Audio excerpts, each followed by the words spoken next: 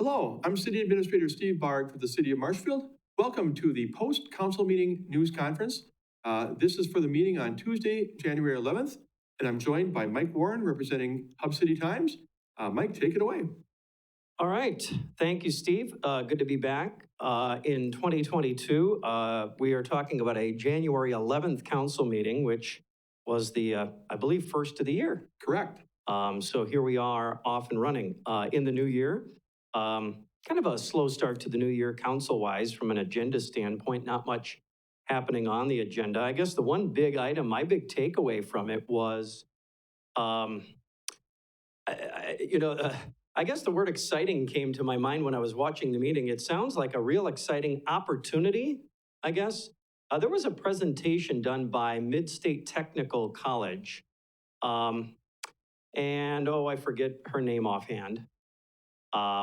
But she spoke to the council about I'll just read it here.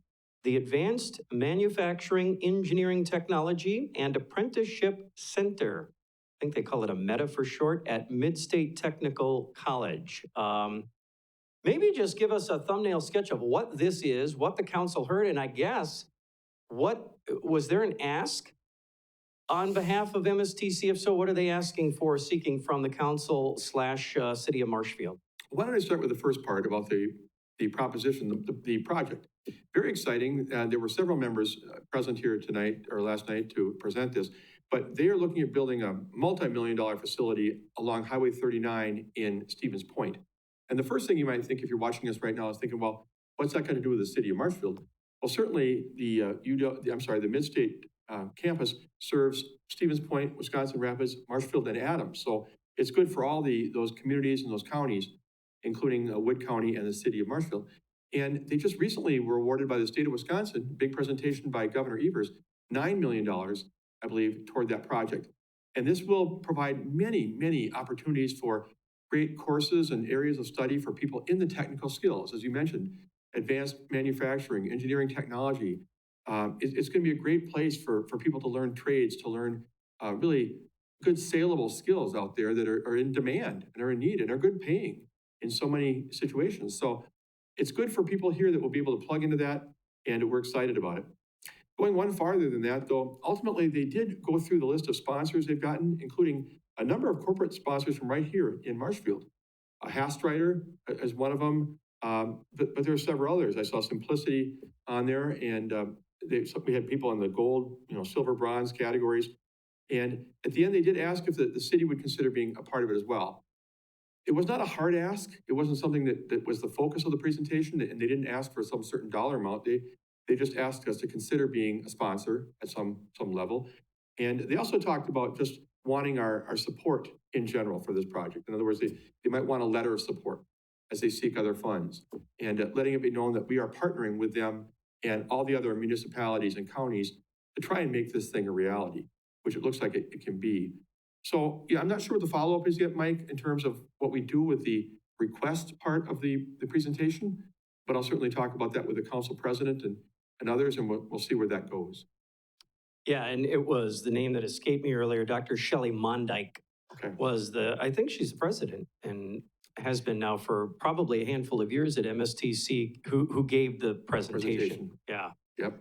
And also highlighted, a few things that are going on at some of the other campuses, not just this. This would be a standalone facility, actually, that she was talking about. Correct. Like you mentioned, right along I-39. If people are familiar with the Delta Dental building that's going up along I-39's corridor in that Point Plover area, I guess this would be right across the interstate, basically, behind the Donaldson facility. But she did highlight, some new things going on even at Marshfield. She mentioned the new parking lot, and they're going to add motorcycle training and a few other things. So overall, it sounds like there seems to be a trickle-down effect from what you mentioned, the grants that were announced recently, and it sounds like all 4 MSTC campuses will benefit in some way from all of this activity that they have going on. Yeah, and they're really doing well. They made a point of saying how their enrollment has been pretty strong. And, and I'm not trying to compare that to the UW system, but there've been some challenges for four-year schools and maintaining their enrollment. I think we all know that. Because some of these jobs that come out of this are so in demand and high paying, and they're good jobs. I know sometimes when you talk to mid-state folks, they talk about welding as an example.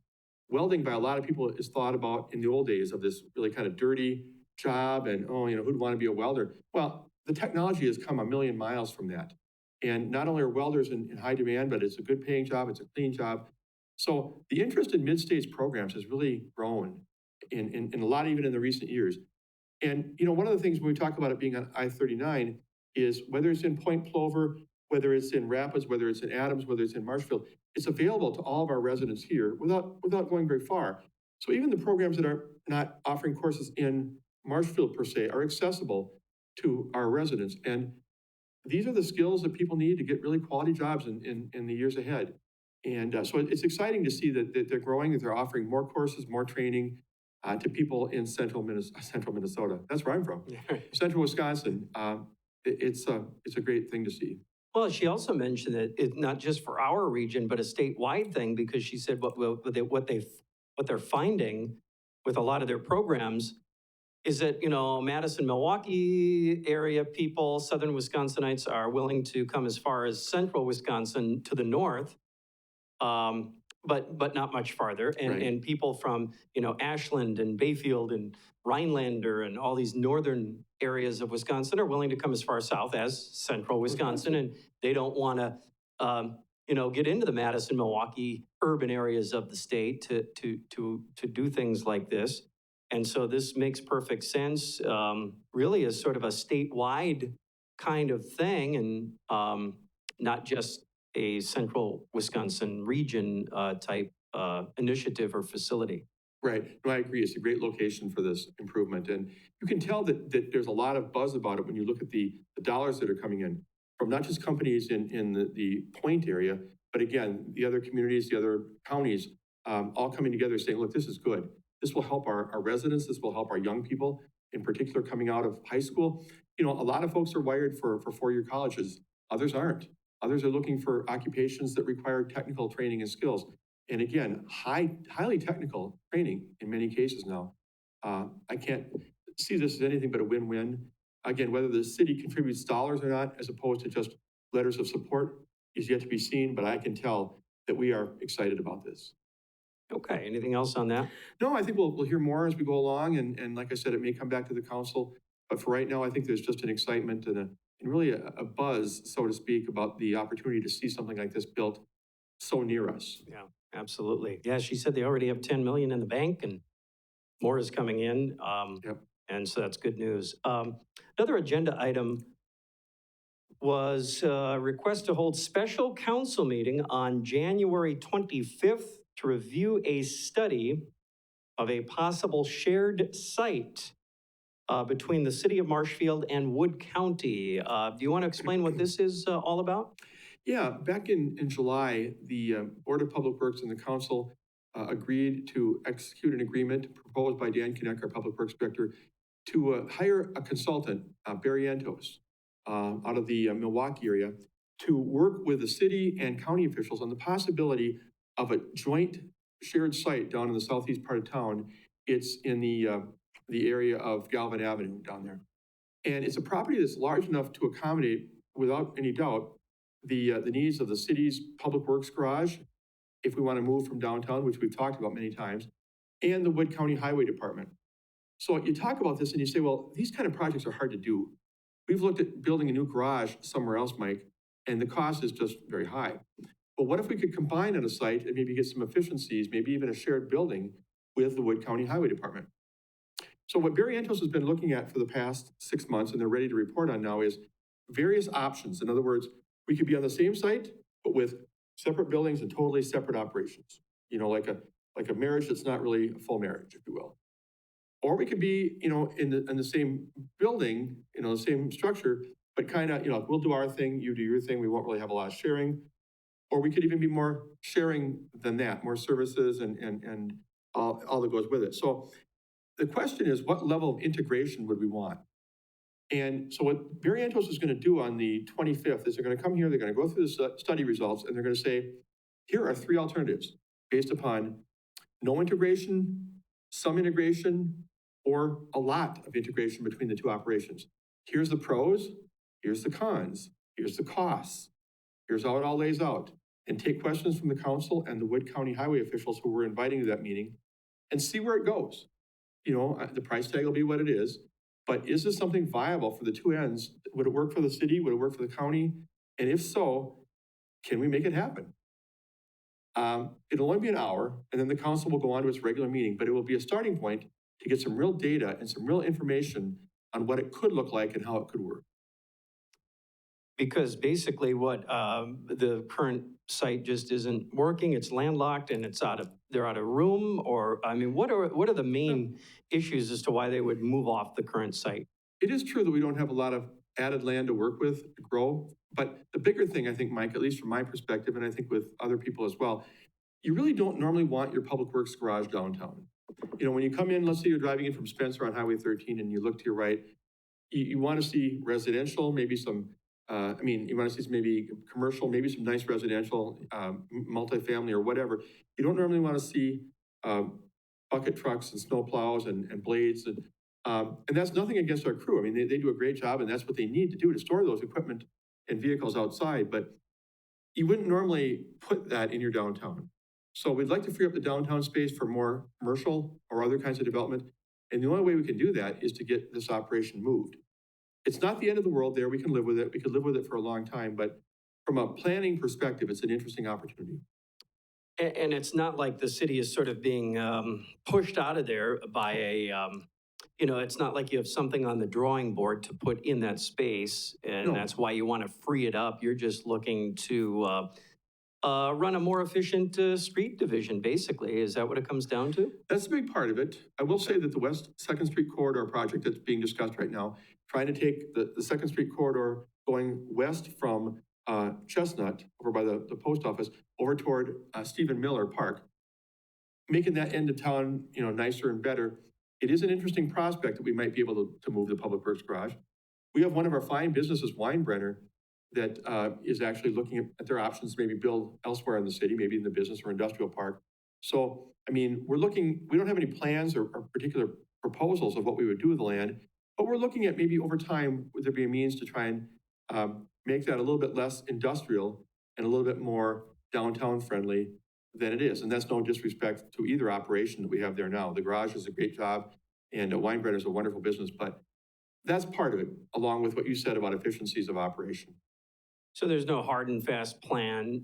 This is just a discussion thing on the 25th, and there's no real, there's nothing on the drawing board. There's nothing in the works per se that would make that shared site, a reality anytime soon. They're just basically looking at ideas right now. Yeah, right now there's been no talk about how it would be funded. There's been no talk about what would be done with the property left behind. None of that. But I can tell you, and everybody tuned into us right now, Mike, that we wouldn't execute to do this without having some idea of what we could do with that land. We wouldn't wake up one day and say, you know what, it's nice that we got that garage moved. Now we got a lot of property that we have never talked about. I mean, this would, if it ever happened, would be melded into the conversation about what is possible for that site, the one that we're leaving behind. Okay, so it's not, let's get it moved as soon as we can and worry about that site later. Let's sort of work on both at the same time. Let's find something for that site even before we decide to move the garage, the street division. There's nothing driving us to have to move. It's not like we have to move because it's contaminated and we have to move because we can't function. None of that is what's happening. We're exploring it, but it would be tied, as you said, to what could be done with that part of town if we left. I see. You wouldn't necessarily want to have it sitting vacant for an extended period of time. I wouldn't think so. Okay. And that area, there'll be some challenges, but there'll be some discussions about what may be possible. I always call it the northwest part of downtown. I know that downtown extends across Veterans Parkway, but there'll have to be some conversations about what could happen. But again, the West 2nd Street Corridor Committee right now is talking about that as we start with Vanderwall to start planning for the area west of Chestnut. So there may be opportunities. Okay. Another agenda item was request to appoint Wayne Schultz to the Fire and Police Commission to complete a vacant term ending in 2024. And this was another example, and I don't know how many we've had of these, at least 4, I think, that I can think of off the top of my head, since the mayor's office has been vacant since March of last year. But another tie vote in which it fails, the motion fails because you've got a tie vote and no tiebreaker sitting in the mayor's seat. And so it fails because it was a 5-5 vote to appoint Wayne Schultz to the Fire and Police Commission. I guess leaving a vacancy in place, I'm not sure. What is the situation there?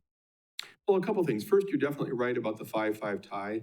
Now, a mayor is not required to break a tie, but if the mayor chooses not to vote, it fails. So, I mean, it's an opportunity having a mayor to break a tie in the affirmative. But we have had, this is our 4th candidate we had for the Fire and Police Commission in the last 4 or 5 months. One had to be pulled off because of a potential conflict with a job that he had with Wood County that could cause some concerns in terms of how that position interacts with the police and fire department here in Marshfield. But the other 3 have just not been accepted. And, you know, this is a very important position. I think we all know what the Police and Fire Commission's dealt with the last 24 months. There's been the job function test issue where a police officer was let go. There's been the police chief that's been let go. He resigned, you know, but where they need to go, and we got a fire chief that just resigned, and Scott Owen, they're trying to fill that. It's an important position. And I guess, you know, we're not really sure exactly what the council has thought about some of these candidates. That they obviously have felt that some of them not to vote to appoint that person. I think that the council president, you know, needs to figure out who his next candidate will be.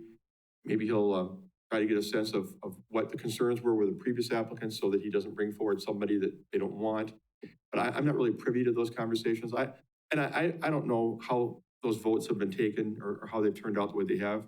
But I do know that it would be nice in the next couple of months to get somebody signed onto that board because of the important decisions that they're making right now with respect to personnel. Yeah, and it was just a straight vote. They don't, you know, they're not, I guess, the aldermen not required to explain, you know, an up or down vote either way on anything, really. Sometimes they do give, you know, they do lend some commentary to why they have voted or are going to vote a certain way. Here's why I'm going to vote yes for this because, or no on this because. But in a lot of cases, they just simply vote, you know, yes or no, and there's no discussion or explanation beyond that. And that was the case here, where you've got 5 voting yes, 5 voting no, and no commentary added, and the vote was taken, and we move on. And so you really don't know what they're thinking. So I guess that, you know, it makes it tough. Yeah, it for does. Somebody to say, okay, then if not this person, then what exactly are you looking for? With no direction seemingly from anybody on this topic. No, and you're right. They never have to give a reason for voting no. I think it might be a little bit easier to give you a reason when we're not talking about a person. And we've had these individuals sitting in front of us at these meetings in some cases. So, I mean, if you raise your hand and say, look, I'm going to vote no, and here's why, because I think the cost of this project is too high. Or I don't think we need to buy a new fire truck because I think the old one can last 5 more years. That's a no harm, no foul kind of conversation. And I think it might be harder to say, well, I don't want to vote for this person because I don't think he or she is qualified. I get that that's awkward. The tough thing right now, and I'm not being critical of anybody, the tough thing right now is for the council president to figure out who to bring forward next, because we really do need to get somebody. I'll be pretty direct about that. We need to get somebody in place. That body needs 5 people to be talking about a new police chief, a new fire chief, the direction of those departments. We need to have a full complement, hopefully soon. Yeah, yeah, beyond what the council feels, you know. What about the city of Marshfield residents and their, you know, not having a full complement of commissioners to decide on their protective services issues? It has to be a real concern right now if you're a city of Marshfield resident, and what the council is doing in terms of not, you know, getting a full, I guess, complement of commissioners in place. So are there, so there's, I think it's a 5-member commission, right? It is, and they've been going with 4 since back in September. Wow, interesting. Yeah, and again, I'll say it one more time. I'm not being critical of anybody. I just say that hopefully we can bridge the gap here and find somebody that's acceptable to the body to be able to get that person on board. It's an interesting dynamic, as I will point this out too, and I've done this before, and I think it's an important distinction to make, is that here you've got a commission that acts independent of the Common Council in that they have their own set of They powers. do. So they really don't operate on, under the Common Council. They don't operate for the Common Council or the administrator or the mayor or anybody. And yet you've got council members deciding on appointments, who's going to be on there. So that's an interesting dynamic, and one that probably, I don't know if that's is that a state thing or a local ordinance, or maybe just explain how that's set up and why, and could it be changed if this is becoming an issue with the council, or what? Well, we have it in our code, but I think it goes beyond that. I think you probably find it supported by the state that a mayor or a chief elected official, a village board president, whatever, makes appointments subject to the approval of the council. That's very common. And we see that all the time with Park and Recreation and Historic Preservation and all those committees. The thing here that you're referring to is that the Fire and Police Commission here is what's called optional powers. And they're one of about 10 communities in the state that really have full management control and authority over those two departments. The only real area that the council has a lot of authority in is the financial part, the annual budget. Anything it deals with has a financial impact, the council needs to weigh in. Yeah, maybe you saw it before back in the days of having this transport agreement with the clinic. Well, right away, the Police and Fire Commission thought, well, we can do this. And it came up that, well, council really needs to approve this because you're allocating resources as part of this contract. You're committing to future years of expenditures. And the city attorney said that you need to have council approval. And, we all worked it out. But that is the issue, that they have more power and authority. As far as the appointment, though, the fact that the council either ratifies or rejects a mayor appointment or a council president appointment is not uncommon for most communities. It's kind of like if you look at the president and appointments for all sorts of positions in Washington, D.C. Sometimes you see the president put forward 3, 4, 5 people for a cabinet post before they finally have one accepted by the Congress. I just think what needs to happen here is maybe a sense of what we're looking for, and so that the council president has an idea of what type of skill set or what type of background they may be looking for. Yeah, so we can get back to a 5-member commission. Yep. All right. Beyond that, there were several closed session items. Acquisition of land for future development in TIF District 12, update on possible development project in TIF District 13, and updates on various legal matters involving the city of Marshfield. Was there any movement on any of those closed session items? Nothing happened in open session. I can tell you just at high level, the one about the acquisition of land for industrial development, this is about our continued conversations with UW, where we have an agreement that's at the 20-year mark now, where we need to execute if we're going to do this, where we have I'll call it an option for lack of a better term, to purchase more land from UW to extend the Yellowstone Industrial Park. And what it refers to is, there's a process for that. There's appraisals, there's, how do you figure out what the price is? So we're going through that process right now to come upon an agreement of terms under which we would be able to acquire that land. And I can't really talk more than that, but I feel really good, Mike, that ultimately there will be some agreement that we can come to that will enable us to purchase more land for industrial development. We don't have any real big parcels right now. If a company called and said, hey, Steve, I'm interested in 30 acres. Do you have a 30-acre parcel? No, we don't. The biggest parcel we have right now is a lot smaller than that. So this is a 125-acre parcel. We can carve it up as we want to if we acquire it. And we'd have bigger parcels and different size parcels to show people. The one about TIF District 13 is got to do with the residential development. That's the mixed-use TIF district down along Veterans Parkway. And we do have a developer that we've been talking to that is interested in building some homes down there. So that's kind of what it would be like. What would they need? What would we do for them? How could we work together to try and make that project happen? The update on legal issues, I can't talk much about. One of them obviously is the clinic, where we've continued discussions with them, and there's their request for tax exempt status out there. Others are just other kinds of lawsuits, but I have nothing I can really report from that. Okay, yeah, when you say various, I- what is the number up to now? It seems like a lot. We have a few pending lawsuits that we're dealing with, and Okay. you know, they're for various reasons. Cities get sued, sometimes that happens, but you know, we'll deal with it. Okay. All right. Beyond that, I guess that was the meeting in a nutshell. Yeah, I can note one more thing. When we came back into open session, Councilmember Fisher asked that the January 25th agenda include an item on discussion of a possible change in form of government. You may remember back in the summer, we had League of Wisconsin Municipalities here, and they outlined the three main ones: weak mayor, strong mayor, and council manager. And he is expressing specific interest in the council manager form of government. So he asked that I do a short presentation, and what I'll do that night on the 25th, Mike, is I'll walk through a little bit briefly of what the league officials told us. Here are the pros and cons of, you know, all three of them. And then if we did want to go to a council manager form of government, what would that take? Would it take a referendum? Would it take an ordinance? I haven't really looked at this, so I'll be talking to the city clerk and the city attorney, but just kind of a sense of what that would entail. And then it will be purely a discussion item by the council. They can move that night that they're interested in doing that and starting down that road. They could just say, well, interesting, but we don't want to go there. I have no idea. But you'll be hearing conversation about those three forms again: weak mayor, strong mayor, and council manager form of government used in Wisconsin communities. And a council manager is, how does that one work again? Well, you have a council and a manager. There is no mayor designated, although some communities, I'm thinking of Oshkosh right away, they will elect a mayor from their own ranks. Somebody has to run the meeting. Somebody has to do the basics of signing documents and whatnot. So, but officially, as far as the community is concerned, I think most of these particular cities and villages have simply a council and a manager. The manager reports to the council.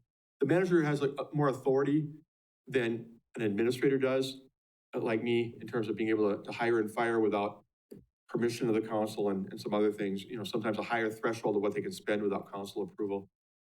And there's pros and cons to all these forms of government. And it's a matter of what fits best for a community. I think right now, the council manager form of government is used in about nearly 20 communities in Wisconsin, but that's out of a couple hundred. Right. So it's not the prevailing one. I think the weak mayor probably is the most common one. And you know, then we have communities around us like Wausau, Appoint, and Rapids that all use the strong mayor, where the mayor is actually the day-to-day operational head of the city. So, like I said, there's good and bad about every approach. Right, and the form that we have now in Marshfield is the one that's predominantly being used across the state. That's the one we see most, 90-some%. Absolutely. Yeah. Yeah. And again, the phrase weak mayor is a misnomer, I think. It makes it sound like somebody's going to come up here and be a wet noodle. I don't know. What do you want to do? What it means is there's not a lot of formal power. Right. The You council run has all the meetings, power. Yeah. Really, in a weak mayor system, the biggest, and I say this to everybody, the biggest role you have is one that you create yourself in the sense of being that leader, pulling the council together, you know, improving council staff relations, being a leader in the community with other entities like the school district and Mackey. It's not on paper that you can write a memo and then everybody does what you says that afternoon. It's more of a leadership role that you can really be an informal leader to do great things. And so that's the difference between that and maybe a strong mayor, where you really are the day-to-day head of that community. Right, if we're more, instead of where what we've had, more of a consensus builder and, you know, Yeah. bringing the council together on issues, getting the council and the city through big issues, and not only that, but being able to relate those matters to the community is another big job I've seen of the mayor in the past, where, yeah, you've got a consensus building agenda here in the council chambers and trying to get everyone on the same page. So we're comparing apples to apples, but then also being able to relate that to, you know, the average ordinary layperson within the community, so they understand what the council is trying to do without being privy to all of the documents, Right. and lingo and all of that sort of thing. Absolutely. And as a mayor, you really are the community leader. I mean, you are the number one person. So when people come into this building, they don't say, can I talk to the city administrator? You know, I'm not saying that's never happened, but they want to talk to the mayor, and in lieu of the mayor, they find me. That is a person you expect to not solve all the problems, Right. but be able to connect the dots to help solve the problem. So that person will be able to work with the council, and they'll be able to work with the staff to help take care of matters and move us forward, even if they're not doing it themselves. Mhm. Okay, that'll be an interesting discussion on the 25th as well. Yep, that'll be on the 25th, that Okay. evening for discussion and possible direction. We'll see where they want to go. All right. I didn't have anything else. Was there anything else that was noteworthy from the meeting? No, it was kind of a light kickoff to 2022. And, you know, I guess after some of the heavy meetings we had in the last quarter of 2021 with the budget and whatnot, you know, it's a nice way to start the season, but I would suspect that the agendas are going to get longer. Ease our way into what could be another interesting year, because we will see a return to the mayor's office after April. And so things will change again from that standpoint after the spring election. Yeah, and for those who haven't heard, there is a primary. On the third Tuesday in February, we have 3 candidates for mayor. So they'll have to pare that down to 2. We encourage you to come out and vote in February and then in the spring election as well. And there's some letters that are going out to some people because of redistricting in some cases. They have moved you from that ward to that ward. So if you get one of those, feel free to call the clerk's office and talk to them about that. But yes, please be looking for the elections and be voting. And it'll be another interesting year because we should be seeing a new face in the police chief's chair here at some point. I would guess this year, and a new fire chief this year as well. We'll see a new council member, at least one. At least one. There's Yep. one other race where we could see potentially another new face on council. So lots of changes in store for the city government in 2022. Yeah, and not to mention other ones you didn't talk about, that we're gonna have a new finance director, a new wastewater superintendent, a new Yep. zoo manager. That's right. There are some key positions, and now a new human resource director as well. Yeah. So there'll be a lot happening. Okay, well, stay tuned, right, as we All right. say. Yeah. Thanks, Steve. All right, thanks, Mike. And on behalf of Mike Warren from representing Hub City Times, this is Steve Barg. Thank you so much for joining us on the post-council meeting news conference. We do this after every meeting of the Common Council, and we look forward to your comments as well. So feel free to contact me if you have any questions or thoughts on what you've heard. So once again, thanks for watching and have a great day.